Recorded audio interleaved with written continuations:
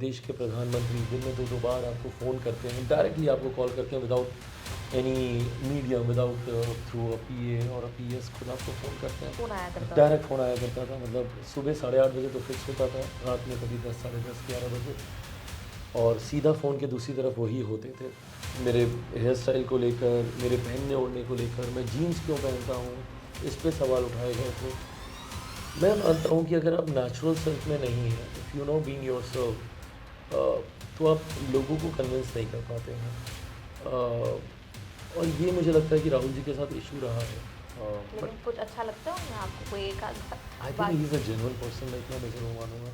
बिहार में एक नाम की बहुत ज्यादा चर्चा है, युवा नेता हैं और हाजीपुर से इस बार चुनाव लड़ रहे हैं। चिराग पासवान का बहुत बहुत स्वागत है। Thank you news Neetu. तक पर हम लगातार अपने सारे तक चैनल्स पर दिखा रहे हैं लोकसभा कवरेज।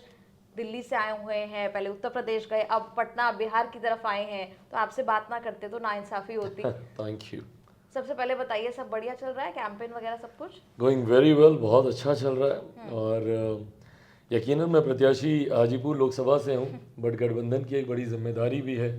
तो हम लोग 40 सीटों पर हम लोग प्रचार कर रहे हैं, और अभी तक 3 चरण का मतदान हो चुका है, as we talking right now, और चौथे चरण का बस सब हो ही रहा है। तो ऐसे में जो रुझान सामने आ रहे हैं, ये हमारे विश्वास, हमारे कॉन्फिडेंस, हमारे उत्साह, मनोबल को बढ़ाते हैं। मानते हैं हम लोग कि बिहार में इस बार 40 की 40 सीटें हम लोग जीतने जा रहे हैं। फुल कॉन्फिडेंस है इस फुल बार? कॉन्फिडेंस है। अच्छा, अपनी सीट कितने मार्जिन से जीत रहे हैं फिर?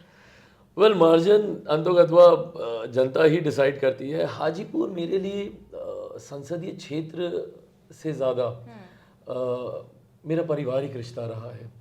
मैं जब राजनीति में नहीं भी था, या मैं राजनीति को नहीं भी समझता था, मैं तब से हाजीपुर को जानता था। छोटा था, पापा का हाथ पकड़कर हाजीपुर आना जाना, हाजीपुर के लोगों से मिलना। पापा 77 से हाजीपुर, मतलब जब मेरा जन्म भी नहीं हुआ था तब से हाजीपुर के साथ उनका रिश्ता रहा है। तो मेरा रिश्ता कभी एक नेता सांसद का हाजीपुर से हो ही नहीं सकता, एक परिवार का रिश्ता रहा। जब राजनीति की र नहीं जानता था, तब से मुझे हाजीपुर कम से कम नाम पता होता था। तो ऐसे में बस अपनों के बीच अपनों का आशीर्वाद लेने जा रहा हूँ। मार्जिन क्या रहेगा नहीं रहेगा, ये हाजीपुर की जनता डिसाइड करेगी। लेकिन इस सीट से है तो रिस्पॉन्सिबिलिटी ज़्यादा लग रही है। बहुत ज़्यादा रिस्पॉन्सिबिलिटी, बहुत ज़्यादा है। मेरे पिता की कर्मभूमि रही है, और एक ऐसा क्षेत्र जिसकी पहचान देश दुनिया भर में रही। मेरे पिता को 2-2 बार हाजीपुर की जनता ने रिकॉर्ड मार्जिन से जिताने का काम किया। Guinness book of world record में 2-2 बार उनका नाम दर्ज है। तो ऐसे में, और उनके द्वारा किए गए कार्य जो हाजीपुर को नई ऊंचाइयों तक लेकर गए, जिस वक्त किसी ने कल्पना भी नहीं की थी, उस वक्त ऐसे कार्य जमुई की धरती पर मेरे पिता के द्वारा किए गए। तो ऐसे में वो लकीर बहुत बड़ी है विकास की, जिसको पार करना अपने में एक बहुत बड़ी चुनौती होगी। तो ये प्रयास मेरा ज़रूर रहेगा कि उन्हीं के नक्शे कदमों पर चलते हुए उनके कार्यों को आगे बढ़ा सकूं। लेकिन कभी तुलना नहीं लगती आपकी नज़र में? नहीं, लेकिन लोग कहीं तुलना तो नहीं कर बैठते? मुझे लगता है स्वाभाविक है, होगी, और अभी भी होती है। कभी भी कहीं प्रचार में जाता हूँ तो हमेशा जो बुज़ुर्ग हैं जिन्होंने मेरे पिता के साथ कार्य किया, तो अक्सर बोलते हैं कि आपके बाबूजी यहाँ पे आते थे, यहाँ पे बैठते थे, ये खाते थे, हमारे साथ उनके ये संबंध थे, ये रिश्ते थे। और अपेक्षा कहीं ना कहीं हर किसी की है, क्योंकि मेरे पिता के संबंध हर किसी से इतने खूबसूरत और इतने लंबे संबंध रहे हैं, तो हर किसी की अपेक्षा भी है कि मैं भी उनसे वही रिश्ता बना सकूँ। और मेरा भी ईमानदार एक वही प्रयास है। चुनाव जीतने से ज़्यादा दिल जीतने की कोशिश है। तो लोगों के बीच जा रहे हैं, आपको लग रहा है दिल जीत पा रहे हैं? प्रयास तो पूरा कर रहा हूँ, और जिस तरीके से लोगों का प्यार, स्नेह, आशीर्वाद, उत्साह देखने को मिल रहा है, मैं मानता हूँ कि कहीं ना कहीं कामयाब हो पा रहा हूँ। अच्छा, एक रिश्ता और है। आपने कहा कि पिताजी का भी रिश्ता बहुत अच्छा रहा है काफ़ी लोगों से। प्रधानमंत्री मोदी के साथ भी बहुत अच्छा रिश्ता रहा है, और आपका भी एक हनुमान है आप। बिल्कुल हनुमान हूँ मैं उनका, और है मेरा मेरे प्रधानमंत्री से वो रिश्ता पर्सनल इक्वेशन कैसा है? पर्सनल ही है सबसे ज़्यादा। और ये पर्सनल रिश्ता ही है मेरा मेरे प्रधानमंत्री से, जिसकी वजह से भले लाख विपरीत परिस्थितियों से, कठिन समयों से मैं गुजरा, पर मेरा विश्वास मेरे प्रधानमंत्री से कभी नहीं उठा। उठना तो बहुत दूर की बात है, डगमगाया तक भी नहीं। मेरा मेरे प्रधानमंत्री से रिश्ता व्यक्तिगत तौर पर जितना मजबूत है, मुझे नहीं लगता कि कभी वो सार्वजनिक तौर पर वैसे खुलकर आया हो। मेरे प्रधानमंत्री मेरे साथ हर उस कठिन समय में चट्टान की तरह खड़े रहे जब मुझे, मेरे परिवार को उनकी ज़रूरत थी। मेरे पिता का अस्पताल में भर्ती होना, जब उनका स्वास्थ्य खराब था। जस्ट इमेजिन, देश के प्रधानमंत्री दिन में 2-2 बार आपको फ़ोन करते हैं, डायरेक्टली आपको कॉल करते हैं, without any medium, without through a PA और अ पीएस, खुद आपको फ़ोन करते हैं। तो डायरेक्ट फोन आया करता था। डायरेक्ट फ़ोन आया करता था, मतलब सुबह 8:30 बजे तो फिक्स होता था, रात में कभी 10, साढ़े 10, 11 बजे, और सीधा फ़ोन के दूसरी तरफ वही होते थे। ये छोटी छोटी चीज़ें हैं जो मेरे लिए बहुत मायने रखती हैं। पिछले 2-2.5 सालों में जब मैं कठिन समय से भी गुजर रहा था पार्टी परिवार को लेकर, जी। उस वक्त भी वो मजबूती से खड़े रहे। जिस प्यार से उन्होंने मुझे गले लगाया, मेरे गालों को पकड़ा, या मुझे जैसे वो अपना छोटा भाई सार्वजनिक तौर पर कहते हैं, तो ये वो रिश्ता है। और ये व्यक्तिगत ही है, मैं बार बार मैं इसको दोहराऊंगा ना, मैंने कभी इसका राजनीतिक लाभ उठाने का प्रयास किया। मेरे प्रधानमंत्री ने भी इस रिश्ते की मर्यादा को हमेशा बनाए रखा, मैंने भी हमेशा बनाए रखा, और मैं चाहता हूँ कि ये रिश्ता ऐसे ही रहे। प्यार बहुत ज़्यादा है मेरे मन में मेरे प्रधानमंत्री को लेकर। तो इस बार किसका फोन आया? आपने फोन किया, उनका फोन आया? जब सीट की बात आई तो, चुनाव की बात आई तो? एक्चुअली ये कम्युनिकेशन लंबे समय से चल रहा था। भाजपा की तरफ से भी कई ऐसे नेता थे जो अधिकृत तौर पर लगातार मेरे संपर्क में रहे। इसमें आदरणीय नित्यानंद राय जी की एक बहुत अहम भूमिका है, आदरणीय मंगल पांडे जी की इसमें एक बहुत अहम भूमिका है। ये वो नाम थे जो हमेशा प्रधानमंत्री जी के की वजह से या उनकी तरफ से हमेशा मेरे संपर्क में रहे। और हाँ, ये कम्युनिकेशन इतना स्मूथ रहा कि कब सीटों का बंटवारा भी हो गया, चयन भी हो गया, पता ही नहीं चला। अच्छा, हाल में तेजस्वी यादव ने एक बात कही, ऐसे कैसा लग रहा है उनका नाम सुन के? एकदम वॉर, वर्ड्स की वॉर चल रही है इस वक्त उनके साथ। अभी चल रही है, थोड़ी ज़्यादा हम दोनों के बीच में थोड़े से डिफरेंसेस आ गए, जो कभी थे नहीं। खैर, डिफरेंसेस भी पॉलिटिकल ही हैं। मेरे लिए आज भी तेजस्वी मेरे छोटे भाई हैं, वो परिवार मेरी एक्सटेंडेड फैमिली है। राजनीतिक मतभेद एक तरफ, बट वो व्यक्तिगत रिश्ते मैंने हमेशा निभाए, मैं पक्षधर रहा हूँ रिश्तों को निभाने को लेकर। मैं मानता हूँ आपके राजनीतिक मतभेद हो सकते हैं और आप कड़ा विरोध कीजिए मर्यादित शब्दों में रहकर, बट वो व्यक्तिगत संबंध हमेशा बने रहने चाहिए। लेकिन उनकी ये टिप्पणी है कि इतनी बार काफ़ी चीज़ों से गुजरना पड़ा चिराग पासवान को, इंसल्टिंग कई बार दौर ऐसा रहा, लेकिन उसके बावजूद वो वहीं जाकर हाथ मिला लिया उन्होंने। क्योंकि मेरे छोटे भाई इस बात को समझ ही नहीं पाते हैं। अब खैर उम्र में मुझसे छोटे हैं, मैं समझ सकता हूँ, समझ में भी कमी होगी थोड़ी सी। वो ये समझ नहीं पाते कि ये लड़ाई मेरे घर, बंगला, गाड़ी, इसको लेकर नहीं है ना। अगर मुझे सिर्फ अपने घर बंगले को ही लेकर अगर लड़ाई लड़नी होती तो मैं बिजनेस में जाता, एक बड़ा मकान बनाता, बड़ी गाड़ी खरीदता, ऐशो आराम की ज़िंदगी बिताता। मेरी प्राथमिकता बिहार हैं, बिहारी हैं। जिस सोच के साथ मैं आया हूँ, बिहार फर्स्ट, बिहारी फर्स्ट, ऐसे में कतई कोई गुंजाइश नहीं है। वो जिस समय का जिक्र कर रहे हैं कि मेरा घर खाली करवा दिया गया, ये किया, वो किया, भाई मैं उस घर के लिए एलिजिबल भी नहीं था। मेरे पिता उस घर के लिए एलिजिबल थे। फ़िलहाल तो मैं नहीं, भविष्य में मैं ज़रूर चाहूँगा कि मैं उस मुकाम तक पहुँचूँ कि मैं उस घर के काबिल मैं बन सकूँ। बट हैविंग सेड दैट, आज की तारीख में जब एक बड़ी आबादी के पास आज भी अपने पक्के मकान नहीं है, आज भी प्रधानमंत्री प्रयासरत है प्रधानमंत्री आवास योजना के माध्यम से, मुख्यमंत्री आवास योजना के माध्यम से उन गरीब लोगों को घर देने के लिए लेकर, तो ऐसे में मैं एक घर को लेकर लड़ाई लड़ूं और अपने सिद्धांतों विचारों को मैं एक तरफ रख दूं।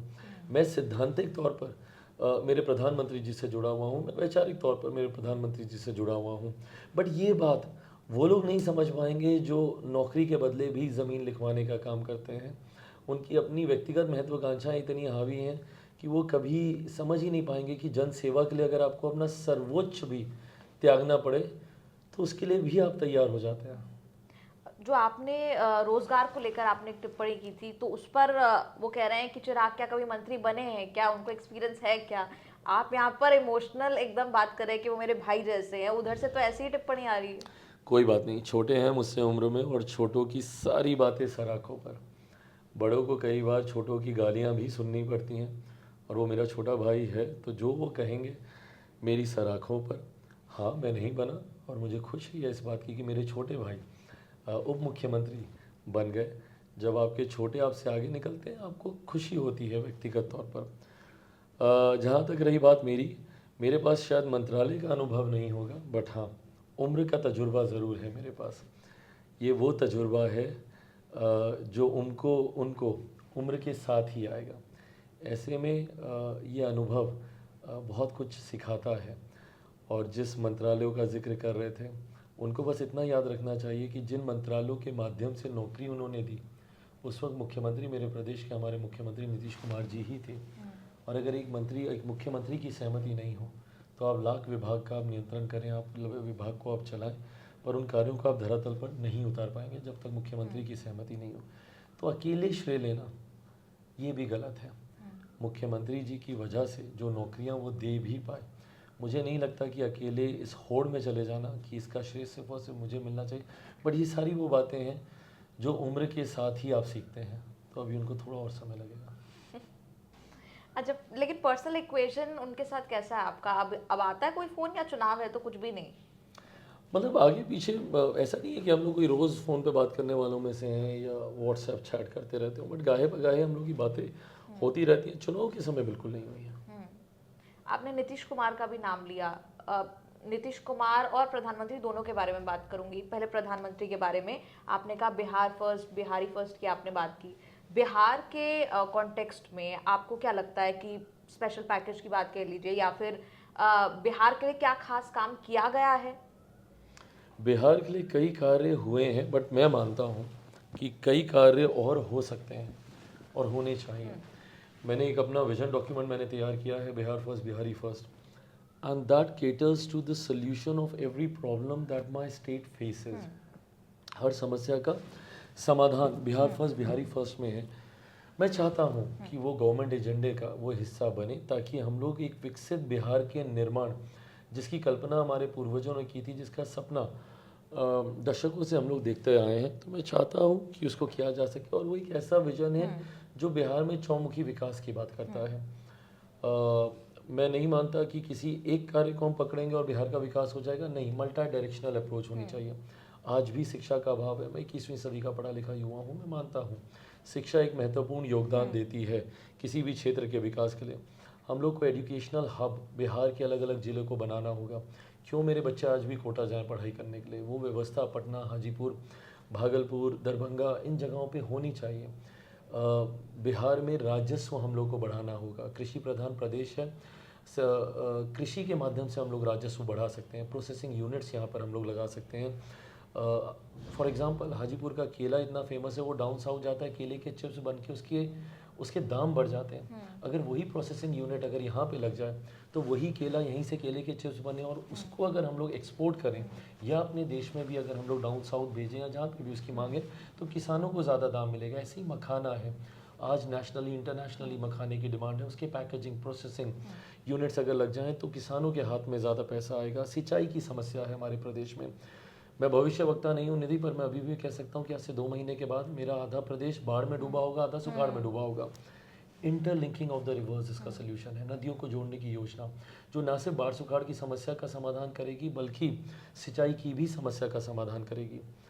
रिलीजियस टूरिज्म एक और अनएक्सप्लोर्ड टेरिटरी है। अयोध्या में अगर इतने भव्य राम मंदिर का निर्माण हो सकता है, तो मेरी माता सीता की धरती है ये, क्यों नहीं उतना ही भव्य मंदिर माता सीता का बने? आस्था एक तरफ, मैं आस्तिक हूँ, पूजा पाठ में विश्वास रखता हूँ, और हर वो व्यक्ति जो आस्तिक है उसकी आस्था को भी और ये महादेव के भक्त और महादेव का भक्त हूँ, तो आस्था का सम्मान वो करेगा, बट साथ में रेवेन्यू जनरेट होगा। आप आज अयोध्या की वजह से देख लीजिए उत्तर प्रदेश में कितना रेवेन्यू जनरेशन हो रहा है। तो ऐसे ही सीतामढ़ी में जब माता सीता का मंदिर बनेगा, या गुरु गोविंद सिंह जी की धरती है पटना साहिब को आप डेवलप कर सकते हैं, भगवान महावीर की धरती है वैशाली हो, लछवाड़, या या गौतम बुद्ध की धरती बोध गया को हम लोग इंटरनेशनली वर्ल्ड क्लास सिटी हम लोग बना सकते हैं। तो कुछ ऐसी चीज़ें हैं जिसको किया जा सकता है बिहार फर्स्ट बिहारी फर्स्ट के माध्यम से। So coming back to a question, काफ़ी चीज़ें हुई हैं, काफ़ी होनी बाकी हैं। अच्छा, अब क्योंकि मैंने इसका जिक्र किया और आपने भी आस्था का जिक्र किया, महादेव के फर्स्ट बिहारी फर्स्ट के माध्यम से। So coming back to a question, काफ़ी चीज़ें हुई हैं, काफ़ी होनी बाकी हैं। अच्छा, अब क्योंकि मैंने इसका जिक्र किया और आपने भी आस्था का जिक्र किया, महादेव के भक्त हैं, बुरा दौर हर किसी की ज़िंदगी में आता है, आपकी ज़िंदगी में भी तब भी आया, और हो सकता है पहले बाद में तब भी आया होगा जब बंगला छीन लिया गया या फिर मूर्ति टूटी, क्योंकि दिल के करीब होती हैं ये सारी चीज़ें। कैसे ग्राउंडेड रहे? और क्योंकि मैं एक आपका इंटरव्यू भी सुन रही थी, उसमें आप बता रहे थे कि महादेव में आपकी कितनी आस्था है। बिल्कुल, मैं महादेव का बहुत बड़ा भक्त हूँ और महादेव की आराधना रोज़ करता हूँ। और ये वो चीज़ है जो मुझे बहुत ग्रेविटी प्रोवाइड करते हैं, बहुत संयमित रखते हैं, धैर्य मुझे देते हैं। ना किसी खुशी के वक्त में तो उत्साहित नहीं हो जाता हूँ, ये नहीं कि मेरा दिमाग ख़राब हो गया अब तो सब मिल गया। खुशी में पागल नहीं होता, दुख में निराश नहीं होता। दोनों समय में एक संयम बनाकर चल पाता हूँ। उसका आधार ही सिर्फ़ और सिर्फ महादेव पर मेरी आस्था रही है। महादेव माता रानी की असीम कृपा मुझ पर रही है। मैं मानता हूँ कि दुख की परिस्थितियों में महादेव माता रानी का साथ था जो मुझे बाहर निकाल पाया, और वो मेरी आस्था कायम है। सुबह रोज़ पूजा करता हूँ, पूजा पाठ से ही मेरे दिन की शुरुआत होती है। महीने में, हफ्ते में ज़्यादा से ज़्यादा पूजा पाठ के आयोजित कर सकूं, ये प्रयास में रहता हूँ। भले समय कम हो बट उसका एक बड़ा हिस्सा महादेव की सेवा में, माता रानी की सेवा में बीते, ये प्रयास ज़रूर रहता है। स्पिरिचुअल हैं आप? स्पिरिचुअल हूँ, रिलीजियस भी हूँ। रिलीजियस? मैं हमेशा से स्पिरिचुअल रहा हूँ, बट हाँ, ड्यूरिंग माई डिफ़िकल्ट टाइम मैं बहुत ज़्यादा रिलीजियस भी हो गया। स्पिरिचुअल मैं बचपन से था बट रिलीजियस भी हूँ। पिताजी का आपने जिक्र किया, आप कह रहे हैं जहाँ जहाँ जाते हैं वहाँ जिक्र आता है उनका। याद आती होगी? बहुत बहुत याद आती है। और होता क्या ना, मेरे पिता का हर किसी के साथ एक रिश्ता था और बहुत खूबसूरत रिश्ता था, और हर किसी के पास उनसे जुड़ी हुई बातें हैं, किस्से हैं, कहानियाँ हैं। और ख़ास तौर पर अब मैं इसको ज़्यादा अनुभव कर रहा हूँ क्योंकि अब मैं हाजीपुर से प्रत्याशी हूँ, वो धरती जिसको मेरे पिता ने अपनी माँ का दर्जा दिया। जहाँ जाता हूँ, पापा ने ऐसा किया, उन्होंने ऐसा किया, उन्होंने ये कहा, यहाँ पर ऐसा करते थे, यहाँ पर वैसा करते थे, हमारे साथ ये रिश्ते थे, हमको नौकरी दिए, हमारा इलाज करवाए, दुनिया भर की बातें। तो जब जब ये बातें मैं सुनता हूँ तो उतना ही ज़्यादा उनकी कमी महसूस होती है। और ये जीवन है, मतलब लोग कहते हैं कि समय बहुत सी चीज़ों को भर देता है, बट मैं मानता हूँ कि कुछ चीज़ें ऐसी हैं जो कि समय के साथ भी नहीं भरी जा सकती, बल्कि समय के साथ और गहरी हो जाती हैं। उनकी याद अब और ज़्यादा आती है। जब अकेले चुनाव लड़ रहा हूँ, 2-2 चुनाव उन्होंने मुझे लड़ाए, सिंबल वो मुझे देते थे, इस बार मुझे कोई सिंबल देने वाला नहीं, खुद मैंने अपने आप को सिंबल दिया। ये ऐसा समय है जब उनकी याद और ज़्यादा बढ़ जाती है। कोई एक ऐसी सीख है जो हमेशा याद रहेगी उनकी दी हुई? है, और बहुत महत्वपूर्ण मुझे अब एहसास हुआ। उन्होंने मुझे गाहे बगाहे बोलते थे कि कभी, अब पता नहीं उनको इस बात का एहसास था कि उनके जाने के बाद ऐसी परिस्थितियाँ आएंगी, शायद इसलिए मुझे बोलते थे कि कभी जीवन में कुछ समझ में नहीं आए, कठिन समय हो, डिफ़िकल्ट टाइम्स हो, क्लैरिटी ऑफ थॉट नहीं हो, जनता के बीच जाना, निकल जाना लोगों के बीच, और वो लोग अपने आप तुम्हें रास्ता दिखाएंगे। 13 जून की वो रात जब पार्टी परिवार टूटा, मुझे नहीं पता था कि मुझे क्या करना है। रातों रात, मतलब एक क्षण में मेरे पैरों तले ज़मीन खींच ली गई थी, और and I didn't know what to do. और उस वक्त पापा की वही बात मुझे हैमर करती थी, लोगों के बीच आओ। और मैं गया लोगों के बीच। उनके जन्मदिवस के दिन से 5 जुलाई से मैंने आशीर्वाद यात्रा की शुरुआत की, and then there was no looking back. So ये एक ऐसी सीख है जो हमेशा मैं अपने साथ रखता हूँ। एक और बहुत अच्छी चीज़ उन्होंने मुझे सिखाई थी कि जब डिफ़िकल्ट टाइम्स हों, अपने आप को न्यूज़, मीडिया, इससे कट ऑफ कर लो, क्योंकि तुम्हारे बारे में जितना नेगेटिव बोला जाएगा वो तुम्हें तुम्हारी पॉजिटिविटी को इफ़ेक्ट करेगा, तुम्हारे पॉजिटिव ऑरा को इफ़ेक्ट करेगा। अपने ऊपर हमेशा विश्वास रखना, और किसी नेगेटिविटी को, किसी नेगेटिव न्यूज़ को अपने आसपास मत आने देना। और मैंने किया ये। जब मेरा पार्टी परिवार टूटा तो मीडिया, न्यूज़ में मेरे बारे में बहुत सही गलत दुनिया भर की बातें चल रही थी। चिराग बहुत घमंडी है इसलिए ऐसा हुआ, चिराग ने अपने चाचा के बारे में बहुत अपशब्द बोले इसलिए चाचा ने साथ छोड़ दिया, बहुत कुछ मेरे बारे में बोला गया। बट मैंने अपने आप को, और ये मुझे पता अब चला क्योंकि मैंने उस वक्त न्यूज़ नहीं सुनी थी, और अच्छा हुआ मैंने न्यूज़ नहीं सुनी, क्योंकि वो जिस पॉजिटिविटी के साथ मैं उस वक्त निकला, शायद मैं ये सब सुनता तो वो मुझे इन अ नेगेटिव वे इम्पैक्ट करता, मेरे मनोबल को कहीं ना कहीं भ्रमित करता, भटकाता। तो ये कुछ चीज़ें हैं जो पापा से सीखी। चाचा जी का आपने जिक्र किया, इस वक्त कैसे संबंध है उनके साथ? कोई संबंध नहीं है फ़िलहाल, तो बातचीत होती नहीं है। आप सभी माध्यम हैं उनकी बात मुझ तक पहुंचाने का, मेरी बात उन तक पहुंचाने का। कैंपेन कर सकते हैं आपके लिए? मुझे नहीं पता, ये उनके ऊपर है। हाँ, उन्होंने ये ज़रूर कहा कि चिराग बोलेगा तो मैं ज़रूर उसके लिए कैंपेन करूँगा। तो चिराग बोलेंगे या मैं नहीं? बिल्कुल बोल देता हूँ, पर जब मैं बोलता हूँ कि वो आए मेरे लिए प्रचार करने, मुझे ये बात पीड़ा देती है कि मुझे अपने पिता को कभी ये बोलने की ज़रूरत नहीं पड़ी। और मुझे नहीं लगता किसी बेटे को अपने पिता को ये कहना पड़ेगा, अपने परिवार को या अपनी माँ को ये कहना पड़ेगा कि आप मेरे लिए कैंपेन करने आए। पिता हमेशा कैंपेन करने को जाता है, पापा मुझसे ज़्यादा एक्टिव थे कैंपेनिंग को लेकर। कल को अगर उनका अपना सगा बेटा भी चुनाव लड़ेगा तो मुझे नहीं लगता कि शायद वो निमंत्रण का इंतज़ार करेंगे कि वो बुलाएगा तब वो जाएंगे। बस तकलीफ मुझे इसी बात की कि उन्होंने मुझे कभी अपना बेटा माना ही नहीं। एक बार अपना बेटा मान लेते, बड़ा बेटा मान लेते, तो शायद ये दूरियां हमारे बीच में आती ही नहीं। आप चाहते हैं कि कुछ नज़दीकी बड़े फिर से, या अभी जो है सो है? मैं दीदी एक्चुअली बहुत आगे निकल गया हूँ इन सब चीज़ों से। मैं बहुत आगे निकल गया हूँ, वो मुझसे बहुत दूर चले गए हैं। अब मेरे सीक्वेंस ऑफ इवेंट्स में अब ये चीज़ें नहीं हैं, मेरी प्राथमिकताएं बहुत बदल गई हैं। मैं घर परिवार की इन लड़ाई से, इस कश्मकश से, इस तू मैं से, मैं ऑनेस्टली ना मैं बहुत इंट्रोवर्ट हूँ when it comes to my family. मैं बहुत प्रोटेक्टिव हूँ। मेरे पिता भी रहे, परिवारवाद के आरोप भी इसलिए उन पर लगते रहे कि वो बहुत प्रोटेक्टिव रहे फैमिली को लेकर, और मैं भी हूँ। मैं बहुत सहज नहीं महसूस करता परिवार की, घर परिवार की बातों को पब्लिकली बोलना।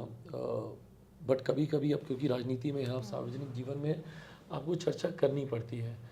बट हाँ, मैं उसको वहीं तक रखना चाहता हूँ। मुझे नहीं पता भविष्य में हम सब साथ आएंगे, कभी नहीं आएंगे। उनकी माने तो शायद कभी नहीं आएंगे, क्योंकि उन्होंने तो कह ही दिया कि सूरज पश्चिम से उग जाएगा पर मेरा चिराग से कोई रिश्ता नहीं रहेगा। जब आप सब कभी उनसे सवाल पूछते हैं मेरे बारे में तो नेवर नेवर नेवर ये बातें वो कहते हैं कि चिराग से कभी कोई रिश्ता नहीं होगा। तो मुझे नहीं पता कि भविष्य के घर में क्या है, बट हाँ, मेरा लंबा भविष्य मेरे सामने है और मैं घर परिवार इन सब चीज़ों से निकल कर अपना ध्यान केंद्रित बिहार और बिहारियों के लिए करना चाहता हूँ। क्योंकि मैं इज्जत करती हूँ इस बात की कि आपने कहा कि मैं सहज महसूस नहीं करता, लेकिन एक ना सिर्फ नेता लेकिन एक आम आप बेटे हैं, परिवार का हिस्सा हैं, जब परिवार बिखर जाता है तो दिल में ठेस तो पहुंचती है।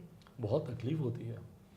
दुनिया आपको धोखा दे दे, आपके बारे में कुछ बोल ले, आपको फ़र्क नहीं पड़ता, बट जब आपके अपने करते हैं, जैसे मेरे बारे में कहा जाता था कि भाई मैं क्यों बीजेपी के साथ हूँ, जैसे मेरे भाई ने बोला तेजस्वी ने कि क्यों बीजेपी के साथ है। बीजेपी ने घर के साथ उन्होंने ये भी जिक्र किया कि पार्टी तोड़वाई, परिवार तोड़वाया, ये क्या वो क्या। मैंने तब भी यही बोला कि तकलीफ तो मुझे मेरे अपनों से है ना। यदि अगर मेरे अपने मेरे साथ होते तो दुनिया की कोई ताकत नहीं थी ना कि मेरे परिवार को तोड़ सकती या मेरी पार्टी को तोड़ सकती। और उम्मीद भी मुझे मेरे अपनों से ही थी, मैं दूसरों से क्या उम्मीद रखूँ, अपनों से ही आप उम्मीद रखते हैं। तो ऐसे में मेरे अपनों ने मेरी उम्मीदों को तोड़ा तो मैं किसी दूसरे तीसरे से क्या सवाल करूं कि आपने ऐसा क्यों किया, आपने ऐसा क्यों किया। मेरे अपने मेरे साथ खड़े होते तो ये सब होता ही नहीं। अच्छा, अब जब आप लोगों के बीच में जाते हैं तो रोजगार जैसे शब्दों का जिक्र आता है, क्योंकि हम देश भर में घूम रहे हैं, और जब हम युवा वर्ग के बीच में खास तौर पर जाते हैं तो रोजगार को लेकर, आप उसे अंडरकरंट कह लीजिए, आप उसे कुछ भी कहिए, लेकिन युवाओं के बीच रोजगार को लेकर एक संकट की स्थिति जरूर है। हम पटना में भी, आप जानते हैं, कोचिंग हब है इतना बड़ा, बच्चे पढ़ते हैं, वहाँ भी बेरोजगारी को लेकर बहुत आक्रोश दिखाई दिया। नहीं बिल्कुल, और ये है और ये स्वाभाविक भी है और ये परपेचुअल है। एक्चुअली हो क्या रहा है कि कंपैरेटिवली जिस अनुपात में आबादी बढ़ रही है, हम लोग जॉब अपॉर्चुनिटीज़ नहीं क्रिएट कर पा रहे हैं। ऐसा नहीं है कि जॉब अपॉर्चुनिटीज़ क्रिएट नहीं हो रही हैं। जो विपक्ष हम लोग पे आरोप लगाता है वो भी गलत है। अब इस पे मतलब ठीक है, अब आप राजनीति में राजनीति करेंगे, कोई दिक्कत नहीं है, बट जॉब अपॉर्चुनिटीज़ क्रिएट हो रही हैं, but compare to the population growth नहीं हो पा रही है। और ये कुछ चीज़ें हैं जिस पर हम लोग को बहुत कठोर और सीरियस स्टेप्स उठाने होंगे।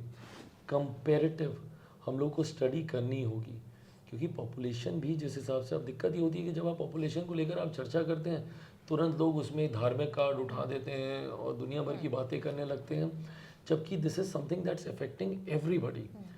आप रोज़गार की बात कर रहे हैं, मैं तो रिसोर्सेज की भी बात कर रहा हूँ। जो साधन संसाधन हैं, ख़ास तौर पर नॉन रिन्यूएबल रिसोर्सेज जितने हैं, पेरिशेबल रिसोर्सेज जितने हैं, ये वो चीज़ें हैं जो बढ़ती आबादी के सामने नहीं टिक पाएंगी।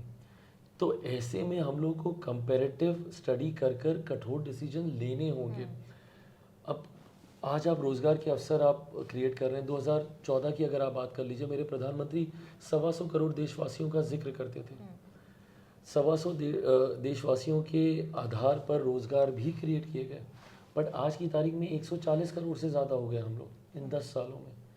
ये बड़ी आबादी बढ़ी है, तो ऐसे में उनके अनुपात में जॉब क्रिएट हो, ये एक कांस्टेंट स्ट्रगल रहा है। और ये आज से ही नहीं रहा, ये आज़ादी के वक्त से ये स्ट्रगल रहा है, और ये तब तक रहेगा जब तक इन चीज़ों पर एक आम सहमति नहीं बनेगी और कड़े और मजबूत कदम नहीं उठाए जाएंगे। अच्छा, क्योंकि मैं आपको ये जिक्र कर रही थी कि हम पटना गए, युवाओं से बात की, तो वहाँ पर एक तेजस्वी यादव को लेके एक अलग फैन फॉलोइंग नजर आई हमें। वो रोजगार के मामले में लगता है कि कहीं ना कहीं बिहार के युवाओं को थोड़ा ना थोड़ा कन्विंस वो कर पाए। ये अच्छी बात है, बिल्कुल, अगर वो कर पाए हैं। देखिए, अंततः देश की युवा पीढ़ी को अपना नेता अब चुनना है। मैं मानता हूँ बिहार खासतौर पर एक जनरेशनल शिफ्ट के दौर से गुजर रहा है। एक दौर था जब मेरे पिता आदरणीय रामविलास पासवान जी, मेरे पिता तुल्य आदरणीय लालू प्रसाद यादव जी, मेरे अभिभावक मुख्यमंत्री नीतीश कुमार जी, ये सब बिहार की राजनीति में एक अहम भूमिका रखते थे। आदरणीय सुशील मोदी जी, ये सब एक अहम भूमिका रखते थे। पर धीरे धीरे उम्र कहिए या एक नेचुरल सर्कल है, जनरेशनल शिफ्ट आता है, तो अब नई पीढ़ी सामने आ रही है। हम हैं, तेजस्वी हैं, तमाम और बड़े नेता हैं जो सामने आ रहे हैं। बिल्कुल, तो ये तमाम लोग हैं जो अब सामने आ रहे हैं, और अब युवा पीढ़ी को अपना नेता चुनना। हम लोगों ने 77 का वो दौर सुना, 74 का वो दौर सुना, जब जयप्रकाश जी के वक्त एक युवा क्रांति देश भर में देखी गई। जयप्रकाश जी के नेतृत्व में कई युवा राजनीति में आए। मेरे पिता, ये तमाम नेता उसी वक्त के उसी क्रांति के प्रोडक्ट रहे हैं। तो मुझे लगता है कि अब ये नया दौर है, युवा पीढ़ी को अपना नेता चुनना है। कुछ तेजस्वी को चुनेंगे, कुछ मुझ पर अपना विश्वास रखेंगे, कुछ बाकियों पर जाएंगे। बट अंतोगत्वा ये जिम्मेदारी हम लोगों के ऊपर भी है कि एक बड़ी आबादी जो हमें अपना आदर्श मानती है, हमारा आचरण भी फिर वैसा होना चाहिए।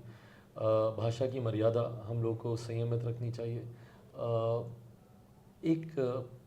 एक आदर्श उन लोगों के लिए हम लोग को बनकर अपने आप को प्रस्तुत करना चाहिए जो हम लोगों पर उम्मीद रखते हैं। अच्छा, एक और युवा नेता आप कह लीजिए, राहुल गांधी की चर्चा है देश भर में। मतलब अगर कहा जा रहा है कि मोदी वर्सेस राहुल, आपको लगता है मोदी वर्सेस राहुल है चुनाव, या इसका कुछ एसेंस है? नहीं है, मुझे नहीं पता, ये तो इंडिया अलायंस के लोग ही बताएंगे कि क्या वो राहुल जी को अपना नेता मानते हैं कि नहीं मानते हैं। बिकॉज बिखराव तो वहीं पे ही है। आप इंडिया अलायंस में आप देखेंगे 1 दर्जन से ज़्यादा आपको प्रधानमंत्री पद के दावेदार आपको दिखाई देंगे। तो ऐसे में कोई एक नेता तो है ही नहीं, और ना ही इन लोगों ने अनाउंस किया है।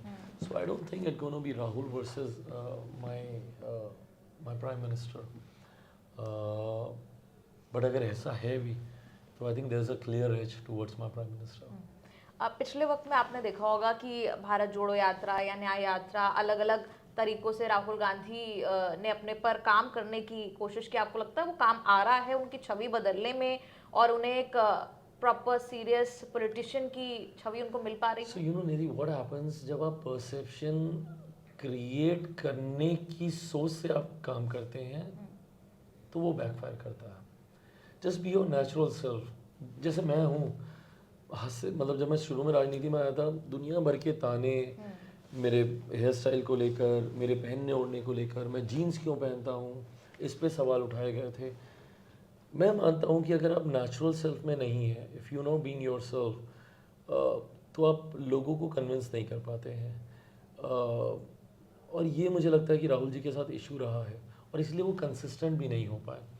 यू नो, पीरियोडिकली आप देखेंगे कि कभी वो एक बार के लिए कारपेंटर बन जाएंगे, तो एक बार के लिए कुली बन जाएंगे, अलग अलग चीज़ें वो करने लगते हैं, फिर एकदम से वन फाइन डे वो एक यात्रा निकल जाते हैं, बट कंसिस्टेंसी नहीं दिखती। अब जैसे ही चुनाव खत्म होंगे फिर आप देखिएगा, संभव था, I mean nothing personal, but I believe कि फिर वो महीना 1.5 महीने की छुट्टी पे चले जाएंगे, गायब हो जाएंगे।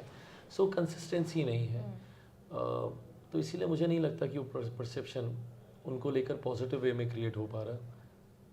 लेकिन कुछ अच्छा लगता है उनमें आपको, कोई एक आध I think he is a genuine person, मैं इतना मैं ज़रूर मानूंगा। I think he is a good person, good guy, but in a wrong profession. तो क्या प्रोफेशन होना चाहिए मुझे नहीं पता, but I don't think that this comes from with in, वो दिल से वो राजनीति में रहना चाहे, मुझे नहीं लगता। I think it's little forced on him. Forced on him. Profession की आपने बात की, आपका भी पहले एक अलग प्रोफेशन था, आपने एक्टिंग में हाथ आजमाया, लगता है वो सही डिसीजन था एकदम? सही होता तो मैं आज भी वहीं पे होता और सही डिसीजन होता तो मेरी फिल्म ने कुछ तो काम ढंग का किया होता। सो फिल्म का बिजनेस ही बताता है कि वो मेरे लिए तो कतई सही डिसीजन नहीं था। बट हाँ, I mean that came to my mind, I am happy that I at least tried it. वो उस वक्त जहन में चल रहा था, and that give me a lot of clarity. वहाँ जाके मुझे पता चला कि मैं तो बना ही नहीं एंटरटेनमेंट के लिए हूँ, और मैं बना पॉलिटिक्स के लिए हूँ। So trying my luck there give me a lot of clarity कि मुझे पॉलिटिक्स में आना है। अब यहाँ आने का नेपोकेट का टैग लगता है, बट ठीक है, और कुछ आया ही नहीं ना, सीखा ही है, बचपन से देखा ही है। पापा को इसी क्षेत्र में देखा काम करते हुए, so this is something that came naturally to me. Nepotism की एक बात कंगना रनौत भी करती हैं, हाँ जिन्हें बिल्कुल, पर्दे पर साथ में देखा, इस बार संसद में भी होगा क्या? बिल्कुल उम्मीद करता हूँ। फिल्म में तो हम दोनों को एक साथ लोगों ने पसंद नहीं किया, बट अब उम्मीद करता हूँ कि भारतीय संसद में हम दोनों मिलकर कुछ अच्छा कर पाएंगे। She is also a very clear, strong headed lady, clarity of thoughts हैं उनके। सही गलत डिबेटेबल हो सकते हैं, लोग कई बार उन पर उंगली उठाते हैं, but she is a very strong lady and I admire her for that. और जो नेपोटिज्म पर वो कहती हैं, भाई अच्छी बात है कि वो अब कह रही हैं, मूवी के वक्त कहती तो रोज़ मुझे ही गाली पड़ रही होती सेट पे कि तुम जैसे लोगों ने ज़िंदगी बर्बाद कर रखी है। बट ठीक है, I mean I can't shy away from that. अब आता तो हूँ इस परिवार से, तो भाग तो सकता नहीं इन आरोपों से, पर मैं मानता हूँ कि आप राजनीति या कोई भी ऐसा क्षेत्र जिसमें जनता आपका भविष्य निर्धारित करती है, ऐसे में एक बड़े व्यक्तित्व का सुपुत्र या सुपुत्री होना आपका सौभाग्य हो सकता है, आपकी काबिलियत नहीं। सौभाग्य आपको मौका ज़रूर देता है, बट काबिलियत ही आपको आगे लेकर जाती है। चिराग पासवान में काबिलियत थी, तभी परिवार पार्टी सब चिन्हने के बाद भी बाउंस बैक तो कर ही पाया। वहीं दूसरी तरफ मेरी बड़ी बहन है मीसा दी, पाटलिपुत्रा से चुनाव लड़ रही है, 2 बार चुनाव हारी, किनके सामने, कार्यकर्ता के सामने। तो लालू जी की बेटी होने का भी उनको लाभ तो नहीं मिला। तो ये वो चीज़ें हैं जो अंततः आपकी काबिलियत पर ही बॉयल डाउन करती हैं। बात कर रही थी नीतीश कुमार की, नीतीश कुमार अभी आपके साथ दिखाई दिए, तो ये जो दूरियां हैं वो नज़दीकियों में एकदम तब्दील हो गई हैं। देखिए, अब मेरे मुख्यमंत्री काफ़ी अनुभवी हैं और जीवन ने मुझे भी काफ़ी अनुभव दिए हैं। राजनीति का विद्यार्थी हूँ, मैं मानता हूँ कि राष्ट्र से ऊपर कुछ नहीं होता। उसके बाद आपके दल का हित होता है, उसके बाद आपके गठबंधन का हित, फिर आपके दल का और कुछ बच जाए तो इंसान व्यक्तिगत हितों की चिंता कर सकता है। राष्ट्र हित में मैं मानता हूँ कि मेरे प्रधानमंत्री का तीसरी बार प्रधानमंत्री बनना ज़रूरी है, और उनको प्रधानमंत्री बनाने के लिए गठबंधन के हितों को साधना ज़रूरी है। ऐसे में निधि, अगर मैं मेरे मुख्यमंत्री आपस में ही बात विवाद में उलझ जाएंगे तो इसका सिर्फ नुकसान हमारे गठबंधन को होगा। मुझे लगता है with utmost maturity my chief minister has dealt with this situation, I am dealing with this situation, और हम लोगों ने बड़ा लक्ष्य निर्धारित किया है हमारे प्रधानमंत्री को प्रधानमंत्री बनाना, जिसके लिए हम सब एक साथ एक मंच पर आए हैं। अच्छा, आप जूनियर मौसम वैज्ञानिक भी हैं, तो कहाँ है दिशा, किस दिशा में जो है हवा बह रही है? 40 की 40 बिहार में एनडीए जीतेगा और और 400 पार करेगा एनडीए देश में। 400 पार आपको लग रहा है हो मैं जाएगा? मानता हूँ।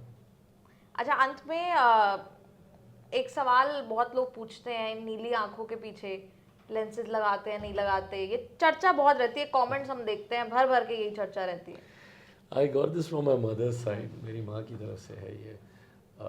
शी इज़ फ्रॉम पंजाब, ये बात सब जानते हैं, तो उनकी तरफ से ये मिला है, और हाँ, अब जो मिला है वो मिला है। लेकिन मतलब आपकी फिटनेस की बात होती है, कमेंट्स में आ रहा है हैंडसम नेता हैं, और ये सारी बातें हो रही होती हैं, तो अच्छा, फीमेल अटेंशन अच्छी लगती है इतनी? अटेंशन किसको नहीं अच्छी लगती है, हर किसी को अच्छी लगती है। एंड स्पेशली जब यंगस्टर्स आपसे कनेक्ट करते हैं। मेरी पूरी राजनीति युवाओं को लेकर रही है। आप अगर देखेंगे निधि, मैं 5 सीटों पर चुनाव लड़ रहा हूँ। 5 सीटों में अगर आप मेरे प्रत्याशी भी देखेंगे तो उसमें से 4 युवा यंग, और उसमें से एक अगर आप शांभवी को देखेंगे, she is one of the youngest candidates. मात्र 26 साल की उनकी उम्र है, और जिस वर्ग से वो आती हैं, दलित समुदाय को रिप्रेजेंट करती हैं, and she is one of the youngest from her side. Rajesh हैं जो खगड़िया से चुनाव लड़ रहे हैं, अरुण भारती जी हैं जिन्होंने जमुई से चुनाव लड़ा, मैं हूँ। तो ऐसे में मेरा एक अपना एमवाई समीकरण है महिला और युवा का। मैंने 2 महिलाओं को चुनाव लड़ाया, 4 युवाओं को मैं चुनाव लड़ा रहा हूँ। तो ऐसे में महिला युवा जब इनसे अटेंशन मिलता है तो अच्छा लगता है। शादी कब कर रहे हैं फिर? कुछ भी नहीं इस पर। Don't have an answer to this question. खुद के पास नहीं है, आपके पास अभी जवाब नहीं है बिल्कुल भी इस बात पर? कोई जवाब नहीं है। ये लोगों के सवाल है जो आपके पास लेकर आए हैं, बहुत दिलचस्पी है ये जानने में। मेरी शादी मेरे काम से हो चुकी है। I think I am married to my work and I am too dedicated to my work. ये अच्छा जवाब था, सेफ भी था। बहुत बहुत शुक्रिया। चिराग पासवान हमारे साथ आपने देखा तक चैनल्स पर। आप लोगों का इस पर क्या कहना, आप कमेंट्स में लिखकर जरूर बताएं। कैमरा पर्सन कोयल के साथ निधि तनेजा, न्यूज़ तक।